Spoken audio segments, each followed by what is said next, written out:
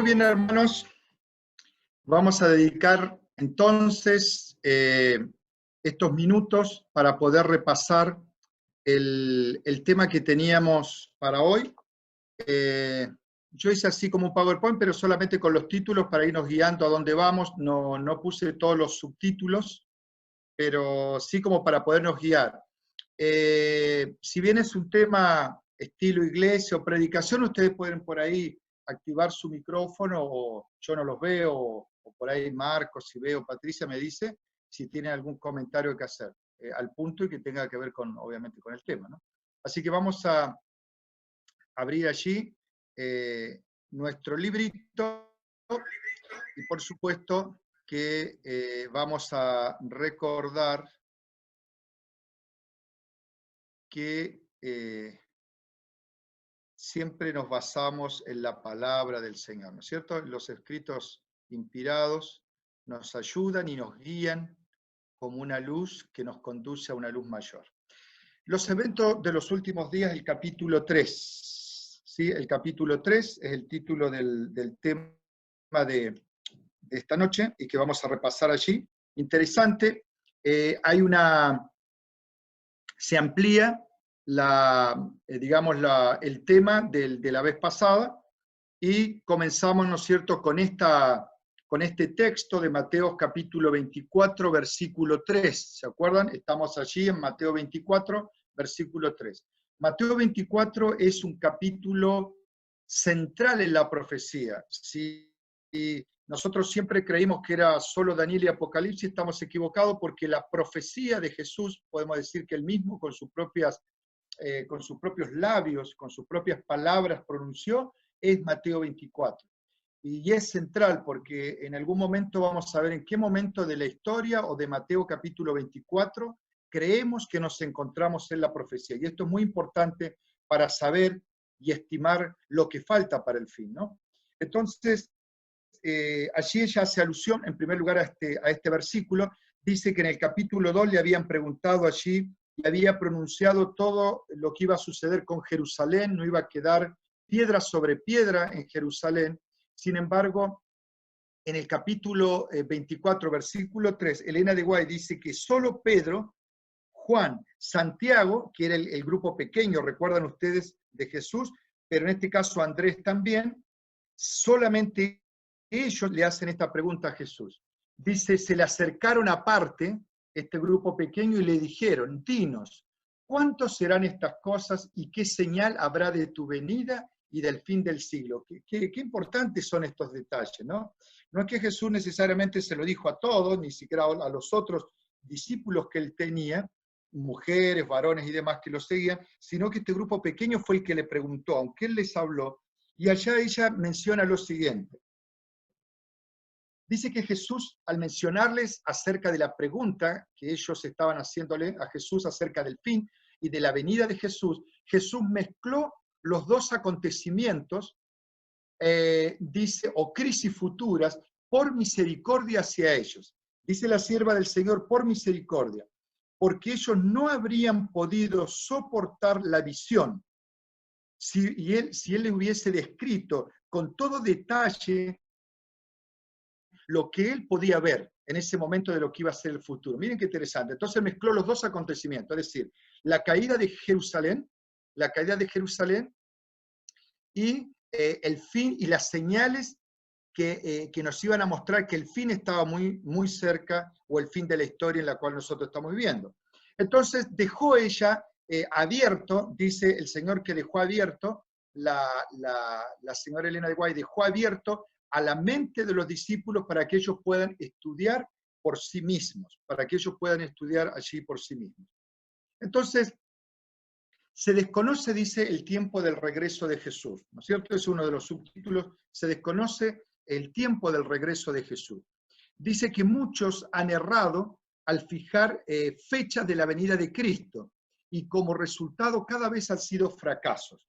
Esto lo dice repetidamente ella en estos mensajes de eventos de los últimos días. Dice que aún los ángeles del cielo, como dice la palabra del Señor allí, en Mateo 24, 36, ni aún los ángeles del cielo lo saben, sino solo mi Padre. Y esto es algo que yo en otro momento lo he dicho y lo pregunto. ¿Solo el Padre conoce la venida de Jesús? ¿Solo el Padre conoce la venida de Jesús? Y nosotros en la fe de Jesús decimos, sí, solo mi Padre. Bueno, Jesús también lo sabe y el Espíritu Santo también lo sabe porque Jesús es Dios. Nada más que cuando Jesús lo decía, él estaba en una posición de humillación, de ser humano, y que dependía totalmente del Padre, ¿no es cierto? Entonces él dijo en ese momento, solo mi Padre. Él tampoco lo sabía, pero obviamente que Jesús, después de su glorificación nuevamente, él lo sabe, él sabe el día y la hora, ¿no es cierto?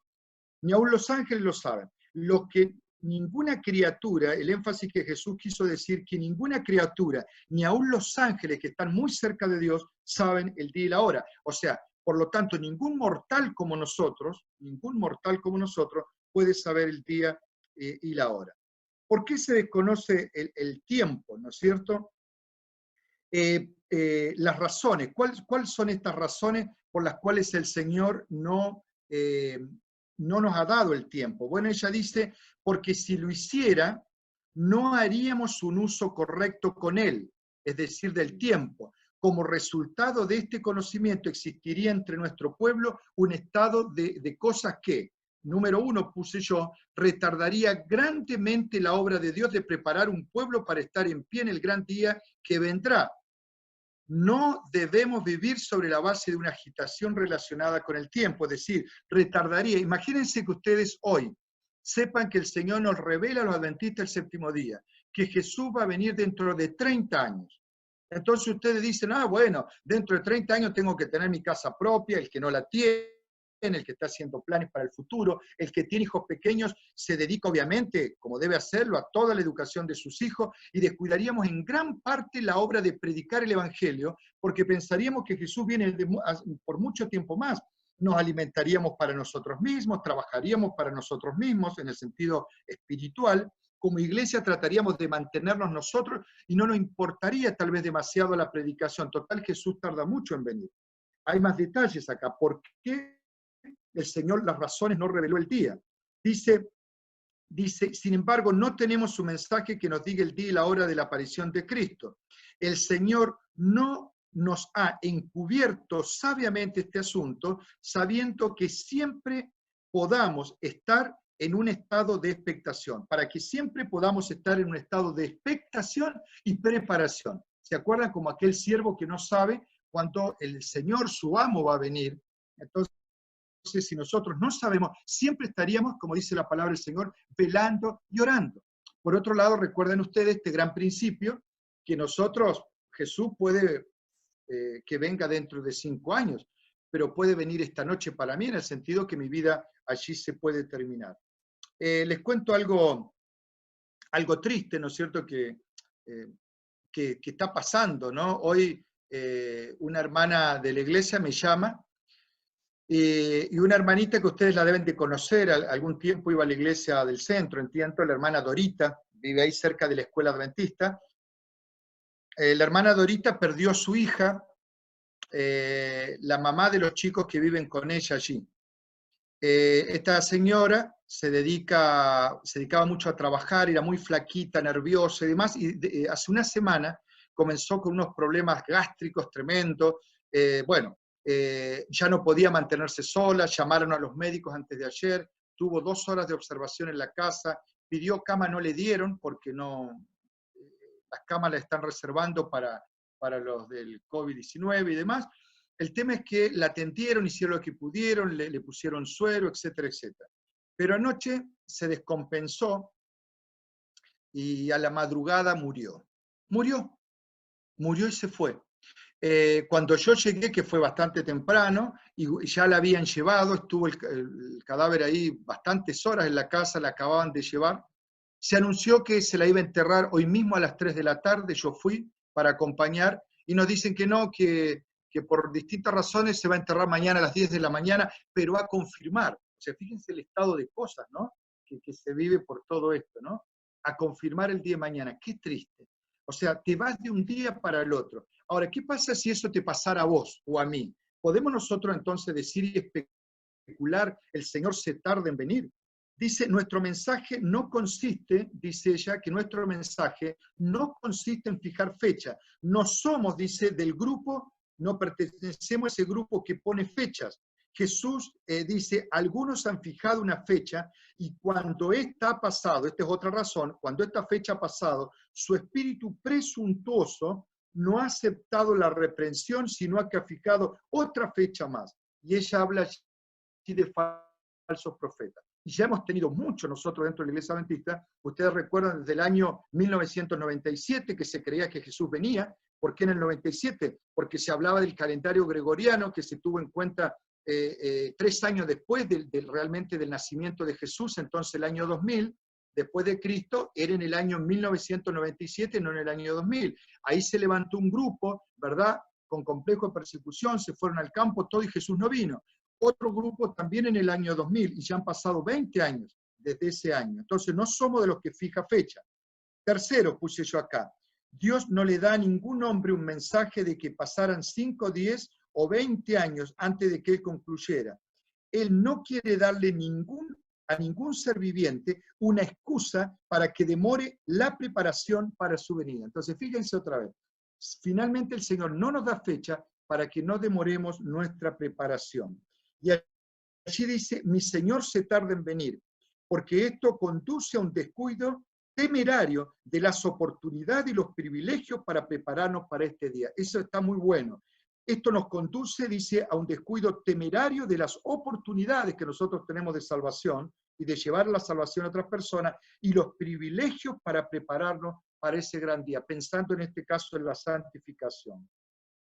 Muy bien, allí hablan, ¿no es cierto?, que hubieron muchos agitadores, inclusive alguna vez un presidente de la Asociación General, el pastor Daniels, a partir de 1902 y demás, mencionó alguna fecha y mencionó algo como que él creía que Jesús vendría en 5 años.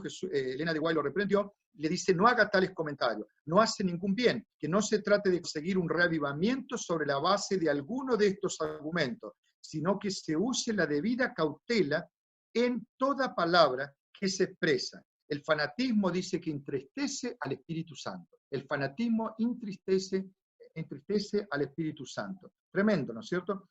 No queremos agitar las pasiones para desatar la conmoción en la que se excitan los sentimientos y los principios pierden el control.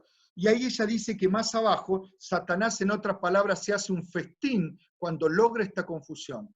Porque hay muchos que siguen poniendo fecha, pero hay muchos que se desaniman porque ya descreen en lo que la palabra del Señor dice y lo que la pluma inspirada ha escrito. Satanás se hace un festín con eso. Dice, siempre habrá, dice acá abajo, en la iglesia movimientos espurios y fanáticos realizados por personas que pretenden ser guiadas por Dios, por quienes correrán antes de ser enviados. Ojo, hermanos, algunos de ustedes escucharon el tema del viernes pasado, del sábado pasado en Sociedad de Jóvenes. Habrán movimientos que hoy están a la vista, muchos movimientos fanáticos, espurios dentro de la iglesia, y que muchos irán tras ellos. Tengamos mucho ojo. Pero a veces dentro de nuestra misma iglesia puede haber hermanos con ciertos énfasis, un tanto extraños y desmedidos, o que están en un lugar extremo del mensaje de la palabra del Señor. Dice ella acá, quienes correrán antes de ser enviados. Es decir, esto es lo que yo le llamo complejo persecución. Es decir, corren antes de ser enviados. Andan haciendo cosas y diciendo cosas antes que el Señor los mande, cuando aún no es el tiempo. El enemigo, dice, se regocija con este proceder, porque su repetido fracaso y su desviación de la atención hacia puntos falsos provoca confusión e incredulidad. Muy bien, un punto más. Dice que no hay una profecía de tiempo que vaya más allá de 1844.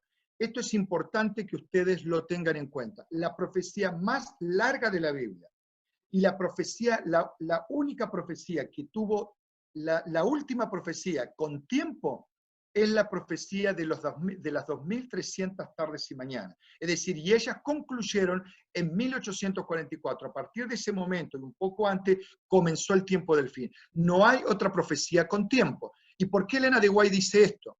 Porque hace alusión a aquellos que hablan de un tiempo, 10, 5, 20 años que Jesús podría venir. Entonces ella dice, no, No hay otra profecía. La última profecía con tiempo terminó en 1844. ¿Se entiende? Por eso ustedes saben que en algún tiempo hubo movimiento y todavía hay algunos por allí que creen que Jesús, sacan una cuenta, va a venir en el 2030, 2032 aproximadamente. Ahí sacan un cálculo, ¿no es cierto?, de que en base a alguna cosa que Elena de Guay dijo, la sacan de contexto y hablan de 2000 años después de Cristo. Bueno, como Jesús estuvo hasta el año 30, bueno, daría más o menos el año 2030 Jesús vendría. Jesús nunca dijo eso. En un distrito que estuve se fueron 12 personas con una persona que venía de España y que andaba con este tipo de falsas expectativas. Profecía. Fíjense que yo el otro día pensaba que eso pasó hace muchos años. Ahora estamos como a 10 años de esa profecía supuesta de este hombre y obviamente que eso no existe. Hay otros por allí que están diciendo que contando a partir del 2020, durante 7 años más o menos Jesús vendría. Tampoco Jesús lo ha dicho. No hay profecías de tiempo después de las 2300 tardes y mañanas. Dice acá, puesto que el tiempo es corto, deberíamos trabajar con diligencia y doblada energía. Nuestros hijos quizás nunca, dice, entren a la universidad. Bueno, ¿en qué contexto lo dice esto Elena de Guay? Porque Elena de Guay creía que en su tiempo podía llegar a venir Jesús, y ella no estuvo equivocada. Es decir, hoy nosotros podemos creer que Jesús puede venir pronto, pero para esto la iglesia se tiene que levantar y la iglesia tiene que hacer su tarea. Entonces, en ese contexto ella dice, no es sabio tener hijos ahora. En ese contexto ella dice, tanto las mujeres como los varones, no es bueno que aún se casen, porque si Jesús viene dentro de muy poco tiempo, entonces, ¿para qué se van a casar? ¿Para qué se van a relacionar? ¿Para qué se van a llenar de problemas cuando ustedes tienen que pensar que sus hijos van a ser perseguidos y sus hijos pasarán por grandes tribulaciones? Entonces ella dice, eviten tener hijos, no se casen, porque si Jesús llega a venir ahora, ¿no? Pero después a mí me explica la demora de Jesús y por qué Jesús no vino. Se explica allí la demora. Pero la mañana, en mi librito está en la página 38, la larga noche del Obregués nos somete a prueba, pero la mañana se posterga por misericordia, porque si el maestro viniese ahora, muchos serían hallados sin preparación. Y acá a mí se me viene a la mente segunda de Pedro 3:9, ¿recuerdan? El Señor no retarda su promesa, según algunos la tienen por tardanza, sino que es paciente con nosotros, no queriendo que ninguno perezca, sino que todos procedan al arrepentimiento. Si Jesús viniese hoy, dice, muchos se encontrarían sin preparación. ¿Cuál es la condición de la iglesia hoy? Si los adventistas, después del gran chasco de 1844, se hubiesen aferrado a la fe y hubiesen ido unidos en pos de la providencia de Dios, que abría el camino, y ahí habla, la obra se habría terminado y Cristo habría venido para recibir a su pueblo y darle su recompensa. Y allí ella hace una comparación de esto. ¿Recuerdan ustedes cuando Moisés sacó a las huestes de Israel de Egipto? Según los cálculos, se trataba de algunos días y tal vez de un mes, más o menos, y ellos hubiesen llegado a la Canaán celestial. Y todo lo que hicieron en los tiempos de Josué y luego de los jueces y demás, se hubiese hecho con Moisés vivo, vivito y coleando, digamos, con Aarón. Sin embargo, la incredulidad, dice ella, del pueblo de Israel lo llevó a que desenvuelta durante 40 años. Hasta ustedes saben que murieron todos aquellos mayores. Entonces, es algo para que podamos reflexionar como iglesia. ¿Qué nos está faltando para que Cristo pueda venir? Si bien en el reloj de la historia el Señor tiene el día y la hora, nosotros sabemos que la última profecía a ser cumplida antes que Jesús venga, más allá de los detalles, es que se predicará el evangelio del reino a todo el mundo para testimonio a todas las naciones. Y eso también se encuentra en Mateo capítulo 24, versículo 14. ¿Por qué no vino Cristo? Si la iglesia de Cristo hubiese hecho su obra como el Señor le ordenaba, todo el mundo habría sido ya amonestado. Muy bien, lo que Cristo está esperando de cada uno de nosotros. Y acá está una cita muy linda también, dice, Cristo espera con un deseo anhelante la manifestación de sí mismo en su iglesia. Cuando el carácter de Cristo sea perfectamente reproducido en su pueblo, entonces vendrá Él para reclamarlos como suyos. Hay que tener cuidado con esta cita, porque cuando nosotros, si la leemos en forma descuidada, parece que nosotros tenemos que tener la esencia de Cristo, tenemos que ser santos como Cristo es santo, puro como Cristo es puro, y vivir sin pecado como Cristo vivió sin pecado. No necesariamente esto dice esta cita, aunque Dios espera que la santidad de cada uno de nosotros, sin la cual nadie verá al Señor. Pero ese es otro tema.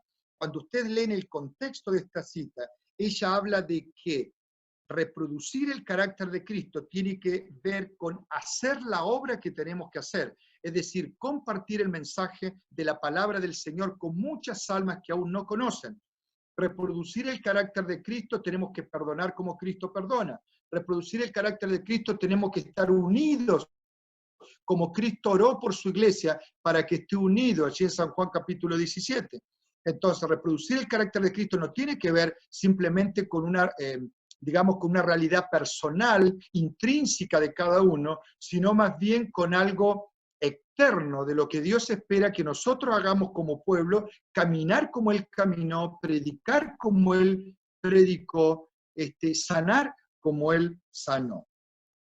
Muy bien, después habla allí de que el Dios tiene un límite en su paciencia. Ustedes vieron varios textos ahí, pero les voy a leer uno porque parecía como, dice, Dios está contando a todas las naciones y algo así, y dice, está llevando un número, y cuando ese número se termine, Él, ¿qué número estamos hablando? Habla del límite de la paciencia de Dios, así como tuvo su límite cuando Dios mandó el diluvio, allí en Génesis capítulo 6 al 8, llegó a su colmo la humanidad y Dios mandó el diluvio. Dios también tiene un límite en su paciencia, en su gracia, antes de que cierre el tiempo de la gracia. Y acá ella lo dice en este contexto. Dios lleva un registro de las naciones y los cálculos han aumentado contra ellos en los libros del cielo. Y cuando se decrete una ley de que la transgresión del primer día de la semana será castigada, entonces su copa estará llena. Es decir, este límite tiene que ver no solo con la maldad imperante de este mundo, sino, ella dice, cuando ya la ley dominical sea proclamada y obligada para toda la humanidad, la copa habrá llegado allí y allí se desatarán, ¿no es cierto?, los conflictos allí finales. Mientras la misericordia de Dios tiene mucha paciencia con el transgresor, hay un límite más allá del cual los hombres no pueden seguir en sus pecados. O sea, esto no puede seguir de esta manera. Y yo pensaba acá, la tolerancia de Dios, ¿no?, que tiene su límite. ¿Cuántas cosas hemos pasado? ¿Cuántas cosas, ¿no es cierto? Se han decretado tantas leyes que nosotros antes nos hubiesen espantado en otra época, ¿verdad? Leyes que tenían que ver, ¿no es cierto?, con el cambio de sexo, leyes que tenían que ver con el cambio de tu nombre ahora en el registro, y tantas otras hoy que están complicando tanto a la sociedad y en el círculo mismo de convivencia nuestro con la gente. Nosotros decimos, pero esto no puede ser. El tema es que si levantás demasiado la voz te pueden castigar y te pueden decir que sos un retrógrado, tantas otras cosas más, y te pueden llevar hasta la misma cárcel, o te pueden cobrar una gran multa. Entonces, ¿cómo esto puede pasar? Bueno, hermanos, estemos tranquilos. Nosotros no tenemos que defender a Dios. Dios se defiende solo. Y Dios dice que su paciencia pronto terminará, llegará a su colmo la maldad y la perversidad del mundo, y Él vendrá a buscarnos. Entonces, allí ya casi al final, prácticamente en el penúltimo subtítulo, dice, debiéramos recordar el gran día de Dios. Y allí ella le hace una pregunta, ustedes lo leyeron, dice que una persona se acerca y dice, el hecho de mantener nuestra mente en las escenas del gran día de Dios, cuando todo será revelado, tiene un efecto sobre nuestro carácter. Y dice, hermana White, ¿cree usted que el Señor vendrá dentro de 10 años? Le pregunta aquí a alguien, Elena de White, y ella lo deja escrito. Entonces ella le pregunta, ¿y qué cambio? Le responde, le dice, ¿qué cambiaría en usted, hermano, si usted supiera que Jesús viene dentro de 10 años? Él dice, bueno, yo haría muchas cosas diferentes a las que hago ahora, seguramente vendería cosas, dejaría de acumular riquezas, más o menos, y dedicaría todos mis talentos, mi esfuerzo, mi dinero para predicar la palabra del Señor. Y entonces ella le dice, Y si usted se entera que en realidad Jesús viene dentro de 20 años, es decir, el doble, y él dice, bueno, sinceramente yo haría algo totalmente diferente. Es decir, postergaría su preparación, no colaboraría con el mensaje de predicación, y entonces ella dice, ¿cuán egoísta fue esta respuesta? Y dígame si esta respuesta, con la especulación del tiempo, no tenemos nosotros que ver también. ¿Cuán egoístas somos a veces, no?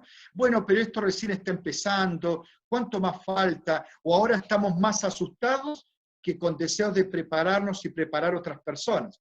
Hermanos, el zarandeo, ya vamos terminando, el zarandeo va a tener que ver cuando los juicios de Dios comiencen a caer, cuando la iglesia sea aprobada como el oro en el crisol, cuando aquellas personas que en el tiempo de bonanza y de preparación nos llenaron con aceite extra sus lámparas, quedarán como las vírgenes insensatas afuera de la fiesta. Hoy es el tiempo de llenar las lámparas, hoy es el tiempo de prepararnos, hoy es el tiempo de compartir, hoy es el tiempo de ser parte de este grupo de hermanos que quiere y anhela ver con sus ojos el pronto regreso de Jesús. Estemos en la tumba y seamos resucitados, o estemos hasta el final de la historia. Ese es el tiempo hoy. Cuando lleguen las calamidades, el zarandeo sobre su iglesia se producirá, y muchos de los que hoy profesan ser seguidores de Cristo, muchos de los que ustedes ni se imaginan, se pondrán rápidamente del bando del enemigo, nos acusarán y nos perseguirán. Entonces, qué importante, ¿no es cierto?, cómo deberíamos recordar el gran día de Dios para que podamos estar siempre expectantes en cuanto a su venida. Y finalmente, dice la brevedad del tiempo, y el capítulo 3 termina con esta cita muy linda, ¿no? Dice, cuando estemos de pie, con los redimidos sobre el mar de vidrio, con las arpas de oro y las coronas de gloria, y ante la eternidad sin límite, entonces veremos cuán breve fue el periodo de prueba que hubo que esperar. Qué maravilloso, ¿decimos amén a eso? Cuando estemos de pie con los redimidos, eternamente salvos y santos, sobre el mar de vidrio, con las arpas de oro, cada uno tocando, cantando, las coronas de gloria, delante de nosotros la eternidad sin límite, sin envejecer, sin enfermedad, sin coronavirus. Entonces veremos, ahí nos daremos cuenta, cuán breve fue el periodo de prueba que tuvimos que esperar. Cuán breve fue. A veces nos quejamos por muchas cosas, a veces por esto, que me falte esto, lo otro. Si la iglesia pudiera hacer esto, lo otro, yo colaboraría más. Si no fuese que, y ahí nos veremos qué poco. Al punto que Elena de Guay habla acerca de la verdad del cielo, que ella dice que cuando yo le quise explicar a este resucitado todo lo que tuvimos que pasar, porque él ya había muerto antes, y Elena de Guay vivió mucho más, dice, le iba a explicar, pero era tan hermoso lo que estaba delante de mis ojos, que no tuve palabra que decir aleluya, amén y aleluya, por los siglos de los siglos sin fin. Que ojalá este sea nuestro pensamiento en esta noche, y que podamos seguir preparándonos para ese gran día. Hoy es el día que el Señor espera que nos preparemos. Hoy es el tiempo aceptable, hoy es el día de salvación. Que el Señor nos bendiga. Vamos a dejar entonces con el cierre a Patricia, y con el último himno también que vamos a cantar. Si hay tal vez algún pensamiento en su corazón, también lo pueden decir. Estamos justamente a una hora. Bueno, muy bien. Vamos a terminar entonces con el himno 412, ¿no? Todas las promesas. Ahora lo vamos a compartir. Y vamos con este pensamiento en nuestro corazón, vamos a compartir entonces el himno 412. Vamos a concluir el mensaje de esta noche. Vamos a cantar todos, allí ustedes silencian. Creo que el sonido ya está, ¿no es cierto? Ustedes me dicen si el sonido se escucha. Se escucha bien. Por favor, me hacen con el dedo así si se escucha bien el sonido.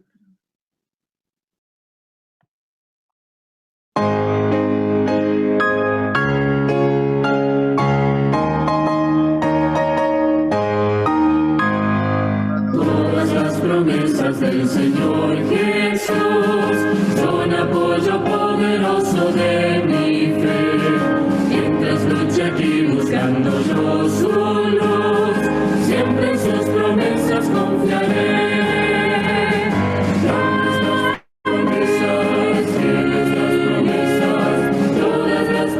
promesas que el Señor ha dado, grandes las promesas, en ellas yo por siempre confiaré. Todas sus promesas para el hombre fiel, el Señor por su palabra cumplirá, y confiado sé que para siempre en él, dulce paz mi vida gozará. Grandes las promesas, fieles las promesas, todas las promesas que el Señor ha dado. Grandes las promesas, fieles las promesas, en ellas yo por siempre confiaré. Todas las promesas del Señor serán gozo y fuerza en nuestra vida terrenal. Ellas en la dura ley nos sostendrán y triunfar podremos sobre el mal. Grandes las promesas, fieles las promesas, todas las promesas que el Señor ha dado. Grandes las promesas, fieles las promesas, en ellas yo por siempre confiaré.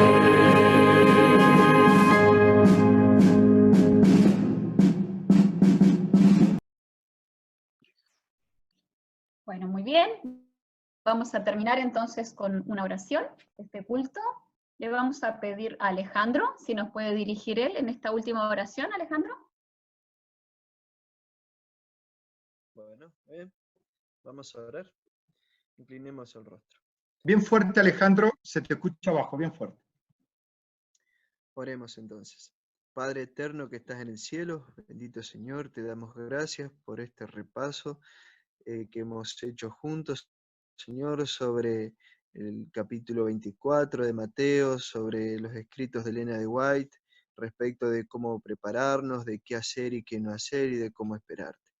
Señor, te rogamos que este mensaje pueda quedar grabado, guardado en nuestra mente, en nuestros corazones, y podamos compartir con algunos hermanos que por ahí preguntan o tienen interés sobre estos temas y aún no están pudiendo quizá conectarse o siguen con alguna inquietud. Padre eterno, gracias por habernos dejado un mensaje escrito a través de la hermana Elena de White. En el nombre de Jesús, amén. Amén. Amén. Muy bien, hermanos. Les comento algo, gracias Alejandro, gracias a todos los que participaron. Les comento, Marquitos, dejamos de transmitir entonces en vivo, saludamos a los que estuvieron en vivo allí, en el Facebook, y también cortamos la grabación.